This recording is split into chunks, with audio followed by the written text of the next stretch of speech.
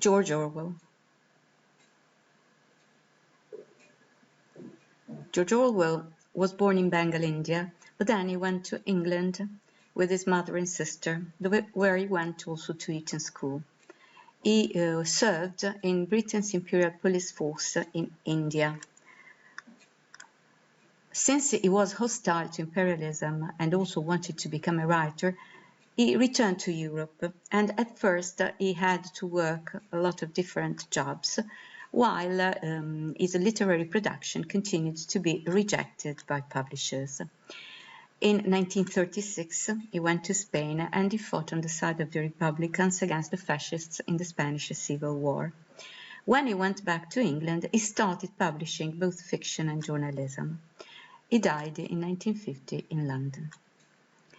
Literary production. The most important works that he wrote are, first of all, Down and Out in Paris and London in 1933, in which he describes his experiences of poverty and feeling to be marginalized by society and working hard to make ends meet. Then he wrote also Homage to Catalonia in 1937, where he talked about his experience. And the most important works that he wrote were Animal Farm in 1945 and 1984. Both of that was written in 1948 but published a year later. Both books that are different in tone, since the first one is a satirical fable and the second one is a dystopic book, talk about his disillusionment with communism in Russia under Stalin. So he continued to hold the socialist views, but he was extremely critical towards the generation of socialism that he saw in USSR. Let's see 1984. 1984 is the description of a nightmarish totalitarian world. It's nightmarish because there is no freedom, since every part of an individual's life is controlled by omnipresent ears and eyes of the state. What are these ears and eyes? We'll see later. First of all, the book is divided into three parts. The protagonist is Winston Smith. Winston Smith is a kind of a anti-hero, is not a man endowed with particular qualities, but that is capable of resisting the totalitarian state he lives in. He lives in London, but it's post-revolutionary, and it's now the capital of the so-called Airstrip 1, and that was England in the past, in the superstate of Oceania.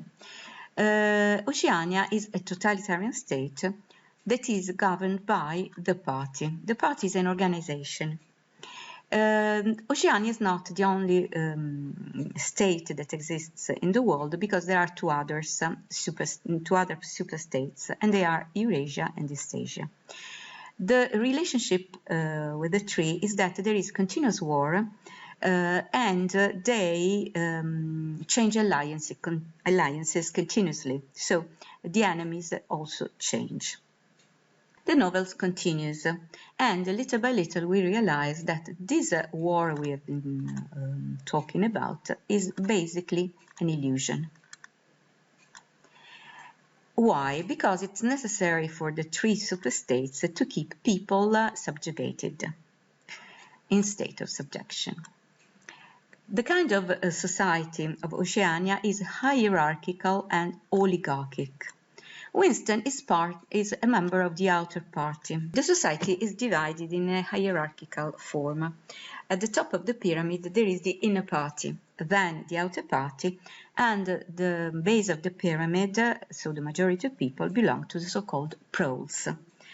The people belonging to the other party are kind of functionaries, but lower functionaries, that are starting to enforce the party machine. Of course, like the rest of this group, they have been systematically brainwashed since they were young, and they are under the surveillance of telescreens and the thought police.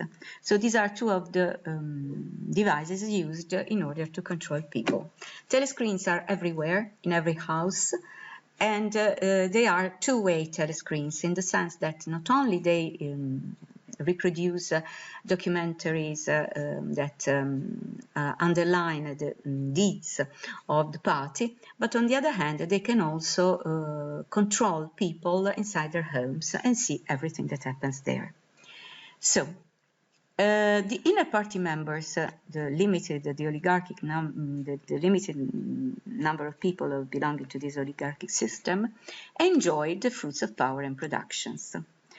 At the top, there is a single person that is called Big Brother, but we really never see Big Brother. That might be just a face on posters and screens. So he's everywhere because these posters are wide, and he represents the party, but at the same time we don't really know if he exists.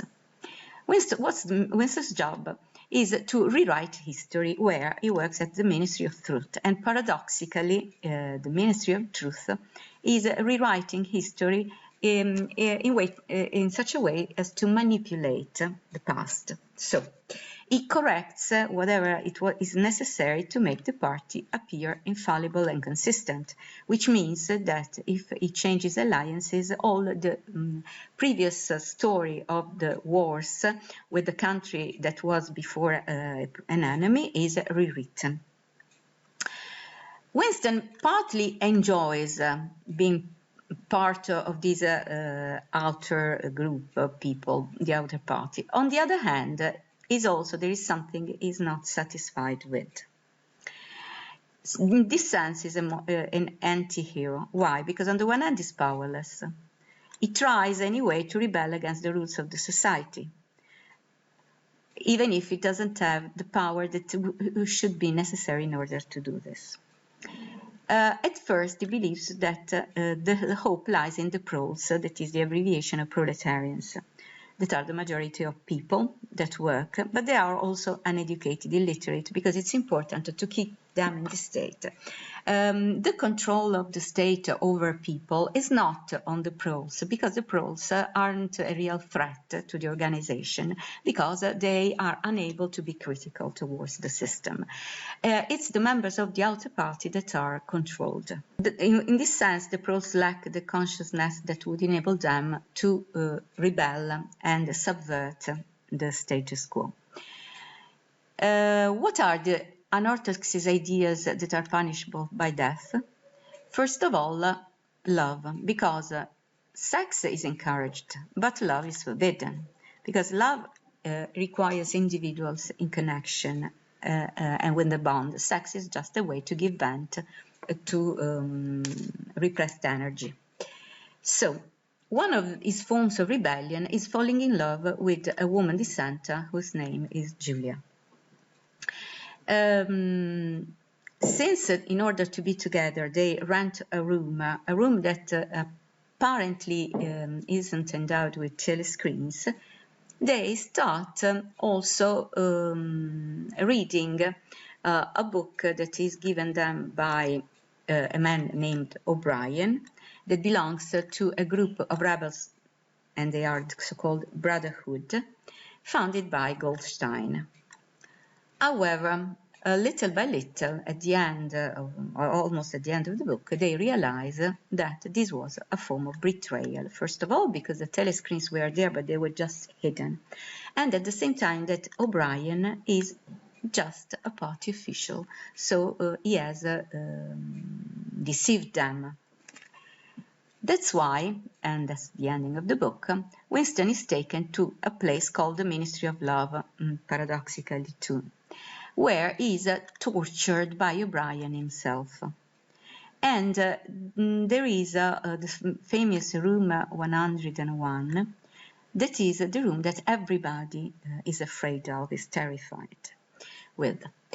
Here, prisoners that want to rebel against the party are confronted with their worst fears, which means that torture changes according to the individuals that are there. In the case of Winston, is fear of rats. Of course, after a while, his will is weakened, and he starts making a confession voluntary, that is not voluntary at all, because it has been enforced with torture. And he also reports Julia. When he meets Julia the day after, there is no longer any feeling of love between them, because now they are their love has been crushed by the party and its methods. The last part of the book, before dying, is that he starts saying, "I love the party." And 2 and 2 is 5, which is something he has been enforced to state. And he has tried for a lot of time to avoid saying that 2 and 2 is 5, but in the end he will be no more able to defend himself, rebel, and he will realize that he's also in love with the party. Features and themes. The novel's title is, of course, an inversion of the year in which it was written, so it's 1984. The scenario that is depicted is that echoes both the horrors of Nazism but also the oppression of Stalinist Russia. Everything is dominated by mass media propaganda, and everywhere there is the police that controls everything, even their thoughts. What's the purpose of media? First of all, is to brainwash the population using slogans written in this new language that is newspeak. In Italian is translated with neolingua. An example of these slogans is "War is peace and love is hate." The aim of these slogans is to, first of all, distort and then redefine reality according to the state's wishes. What's also important is the fact that people are under constant surveillance, thanks to these two-way telescreens. Also, people are controlled by the eyes of Big Brother that is watching you. This is what is written at the bottom of the poster. And critics have underlined how this book can be considered prophetic, because it describes something that has developed later. Even nowadays, some of these devices to keep people under control have been part of our society. For example, the role of mass media, and the fact that it's connected to the interest of those people who have stronghold of economic power. One of the ways to keep people under control is to simplify and manipulate language and images. And that's why their aim is to change language and substitute language that is currently spoken with newspeak. What's newspeak? Newspeak is a language in which there are words are banned, words such as freedom or equality. And the language is made incredibly simple, so that with simplicity of language, it's impossible to be critical towards the state.